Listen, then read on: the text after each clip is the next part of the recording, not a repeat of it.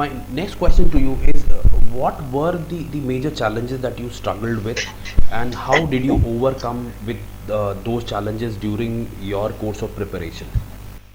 Yes.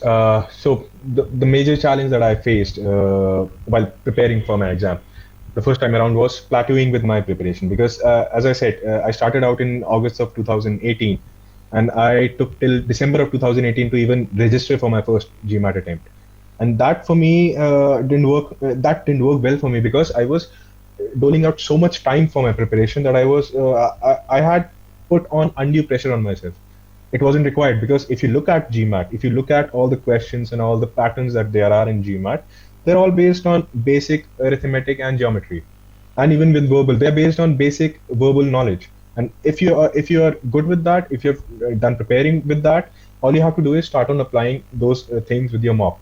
But I was first of all scared to give the mocks because I was scared to look at the final score in my mocks.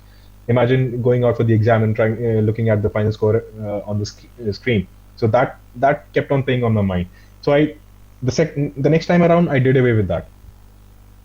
All I did was uh, revisited my earlier notes that I had prepared and all the basic formula that I had to go through, and I started giving out mocks. And on the side, I would give out practice some questions as well.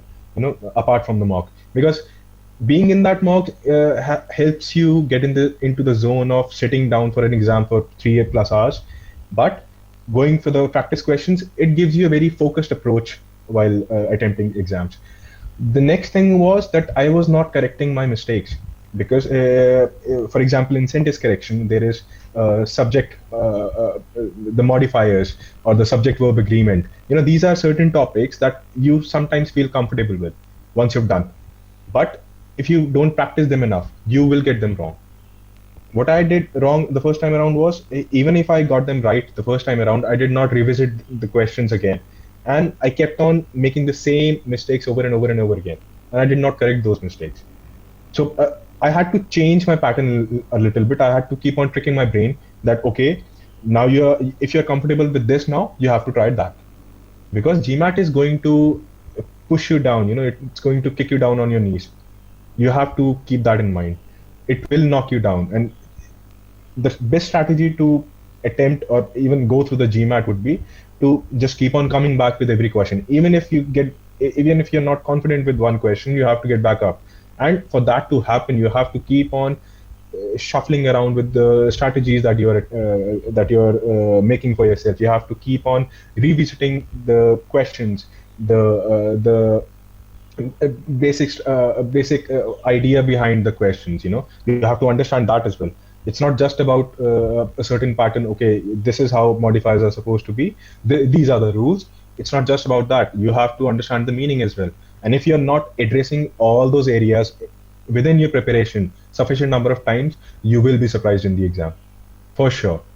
So that is something that you have to keep on changing for yourself. You have to keep on revisiting, and you have to keep on surprising yourself. You have to keep on surprising your brain. It will help you achieve two things. It will keep your preparation from plateauing, and it will prepare you for any surprises on the exam. Because as you might already be aware, that GMAT does have some these test questions in the sense that they might not even have a correct answer, but they're on the exam. They will not have any correct answer, but those are just there to fool you or to throw you off your track. So you have to be prepared for that, definitely, and practice as much as you can. I mean, there is no shortcut. If you think that, okay, this is I can do this, I can maybe get only these many questions correct, that's not the right approach. And I think third bit was that I skipped certain sections in quants. I always kept pushing them back towards the end of my preparation, and I never got to them. So that's something that I procrastinated on some topics, and I suffered because of them. So I addressed them in my next attempt because, for example, permutation and combinations is one topic that many students find difficult. And seeing as you might only get a couple of questions from PNC, you may think, okay, no, I don't think I need to go through this section. I'll just Maybe I'll try to make an attempt right there on the exam while giving the exam, or I might just randomly pick a number, take a chance, hit and trial. But believe me, if you do not go through PNC, if you do not go through TSD, if you do not go through certain section, you are actually discounting the possibility that you might even get questions wrong from sections that you are comfortable in, that you're confident about. It might just happen. And when that happens, you need some of those questions, some of the questions from sections, from which you only get a couple of questions. You are discounting the possibility that you will get questions wrong on sections you're comfortable with, and that you might cover them up, cover that gap up with some other section. So never deprive yourself of being able to attempt all the questions.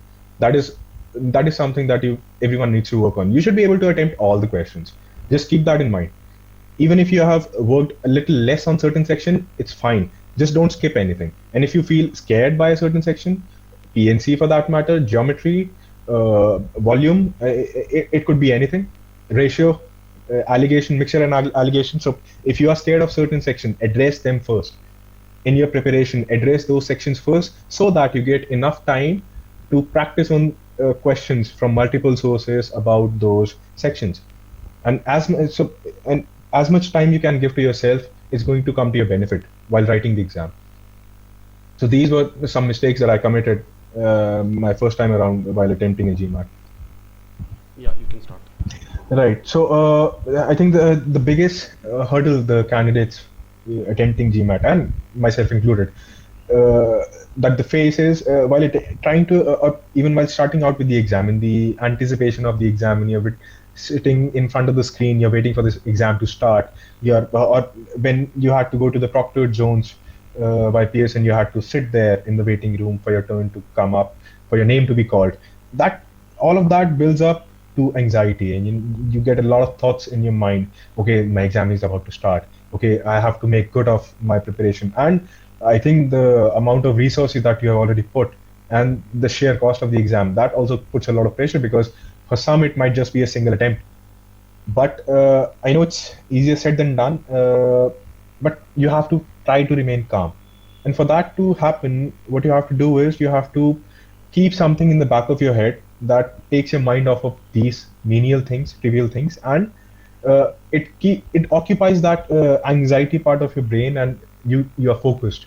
So what this technique that I use while working, I listen to soothing music. I just listen to any sort of music that I so want, and that occupies a certain part of my brain. It occupies my attention while I am focusing on the task at hand, and it helps do wonders for me, because I can focus better. I don't have to focus on the chit chat going around. I don't have to focus on someone calling out my name, because I'm listening to music and I'm focusing on the task at hand.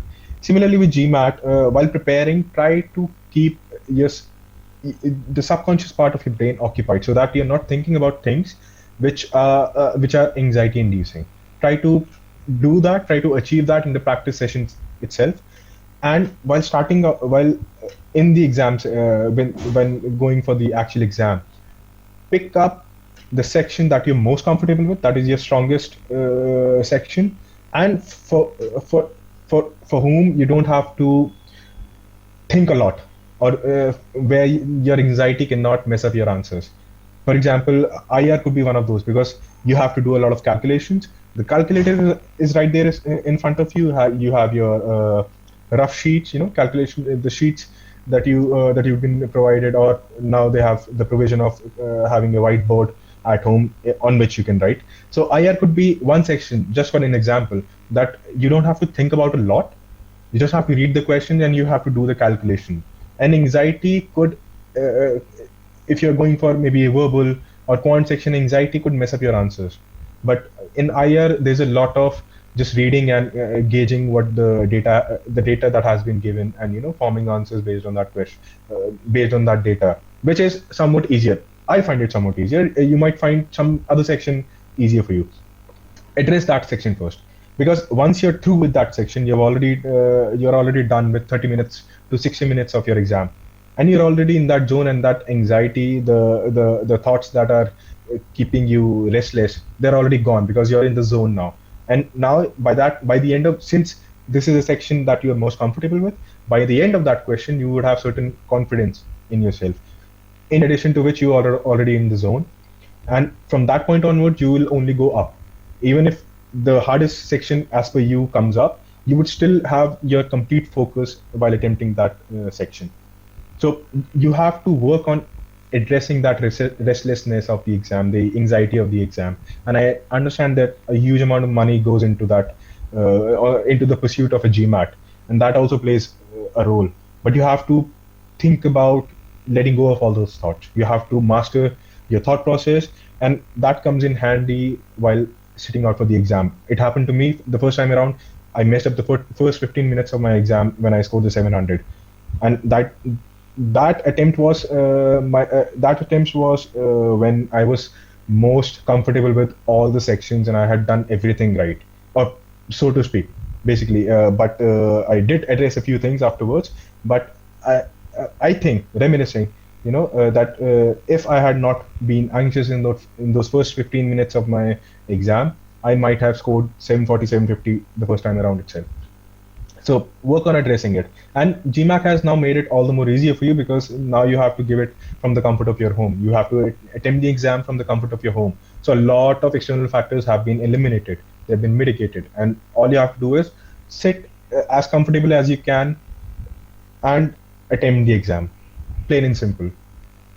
Pick with the easiest section as per you and go on to the hardest section, by which time you would have already gained a certain level of confidence and you would do it with ease. Pranav, the common challenge while preparing for GMAT or any other exam for that matter is to stay motivated. Right. Now, what do you recommend? What strategies did you follow, let's say, to keep yourself motivated in due course of your preparation for GMAT? Right. So actually, that's a very good question, and everyone in pursuit of any of your dreams, you're bound to get bogged down. You're bound to get motivated. But what worked for me was keeping consistently at it. Keep being consistent with it, with my preparation. Even if because I got a 760 in the mock one day, 640 in the mocks the next day. It plays on your mind. The scores that you're getting on your mock test, it plays on your mind. You might just think, okay, was it just a fluke? The 760, was it just a fluke? And it might just have been. But what you have to remember is that consistently building up to that day, the D-Day, the so-called D-Day, which it has been made into, consistently building up to that is paramount. Because you cannot do that. You cannot just say, okay, I'm going to study 5 hours on a single weekend, or maybe on a Saturday and a Sunday. I'll study 5 hours on a Saturday, 5 hours on a Sunday. Then I won't do anything during the course of the week. That doesn't happen. That doesn't help. So you have to keep consistently at it. You have to keep on restructuring your strategy. You have to keep on finding out the faults. Revisit the questions, revisit the mocks that you have already attempted, revisit the questions in the mocks, try to do them again. If you've attempted a mock, let's say on the 1st of January 2021, and you have still not given your GMAT attempt, revisit that mock in the due course of 15 days. You might just find the questions a little bit, you might find them already attempted, but still, if you might just say, okay, you might just find that, okay, I have worked on this, maybe let's say SVA, subject verb agreement. I have worked on it. I've practiced for it a lot. I think I should be able to get it right this time around. So revisit the questions that you have attempted wrong. Always do that. Even if you find them familiar, attempt them nonetheless. Because if you find them familiar, you should be able to get the answers right. So don't be scared of any section. Don't be scared. That's the worst that you can do to yourself. That would be a disservice, because it's, at the end of the day, it's just an exam, and you have to prepare for it like an exam. You cannot prepare for it overnight. It's not an engineering exam. You cannot prepare for it overnight, and you have to be consistent at it. You have to work on it daily, 1 hour daily, 2 hour daily. Fix a time for yourself. Fix a time slot for yourself, and work on it every day. Work on one section, work on certain number of questions. Define a number of questions for yourself to do every day. Define a time period for yourself to do work on your preparation every day. Establishing that consistency would help your brain get into that zone. It would be accustomed to certain setting, and then slowly increase that mock period, the frequency of mock test. That would also help, because uh, it will help your brain get accustomed to the entire experience. Another advice that I would like to give is, if you're planning to take the GMAT attempt, let's say in the afternoon 3 p.m., try to incorporate all your mocks at 3 p.m. every time you attempt a mock. Always at 3 p.m. Because you have to shape your brain in such a manner that it already expects it. You know, it already expects being in that setting for 3 hours, 3+ hours, from 3 o'clock every day. And when the day of the exam comes, your brain is already accustomed to it. You can also try that. But all in all, just even if you get bad scores, even if you're not getting any questions right, take your time. Every person takes a different amount of time to get it right, you know. But consistency is the key. Always. You have to just do it every day, number of hours. You know, it could be maybe half an hour in the beginning for you, but do it every day. That's one thing that you have to establish for yourself. Force yourself to do it, even if you're not getting any questions right. Force yourself to do it. Over the due course of time, you will get into that zone. You will get into that groove. But do it. You have to do it every day.